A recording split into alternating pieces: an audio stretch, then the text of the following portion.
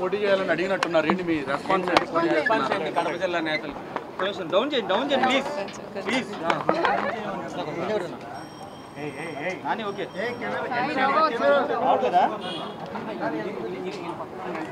ఓకేనా? Okay madam. Congress party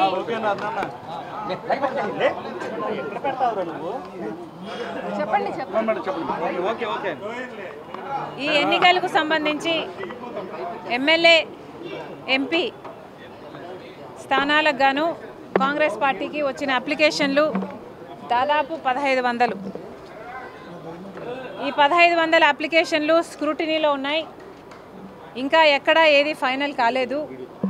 అన్ని సర్వేలు జరుగుతున్నాయి. కాంగ్రెస్ పార్టీ పద్ధతి ఏమిటంటే కాంగ్రెస్ పార్టీ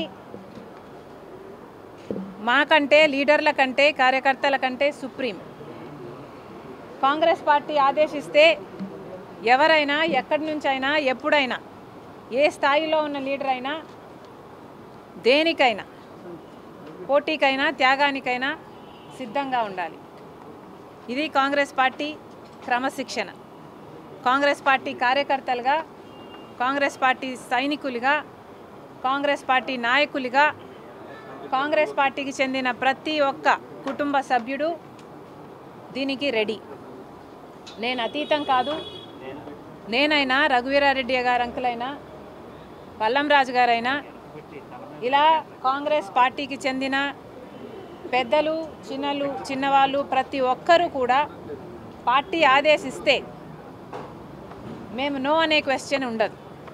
అది కాంగ్రెస్ పార్టీ కార్యకర్తల సైనికుల క్రమశిక్షణ.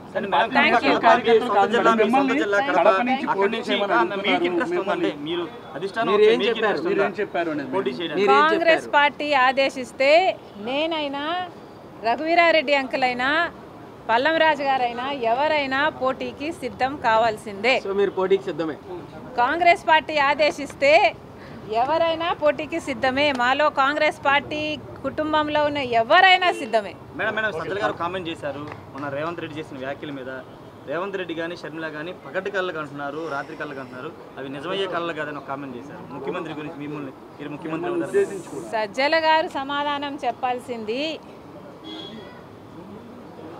రాష్ట్రంలోని సమస్యల గురించి.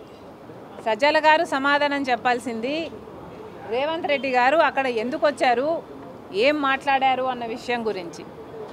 మేము ఏ కలలు కంటున్నామో పక్కన పెట్టండి. మీరు ఏ కలలు కంటున్నారో ప్రజలందరూ గమనిస్తున్నారు. మిమ్మల్ని ఇంటికి పంపడానికి ప్రజలందరూ సిద్ధంగా ఉన్నారు. సజ్జల గారు మళ్ళీ చెప్తున్నాం, విశాఖపట్నం ప్రైవేటైజేషన్కు కాంగ్రెస్ పార్టీ ఒప్పుకోదు.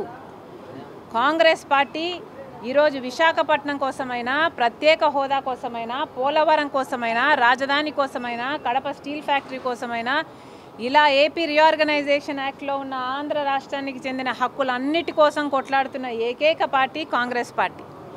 ఈరోజు సజ్జల గారిని అడుగుతున్నాము.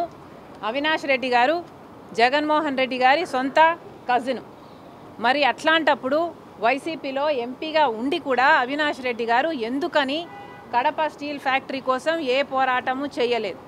ఇంతవరకు కడప స్టీల్ ఫ్యాక్టరీ ఎందుకు రాలేదో ముందు సజ్జల గారు, అవినాష్ రెడ్డి గారు, జగన్మోహన్ రెడ్డి గారు సమాధానం చెప్పాలి.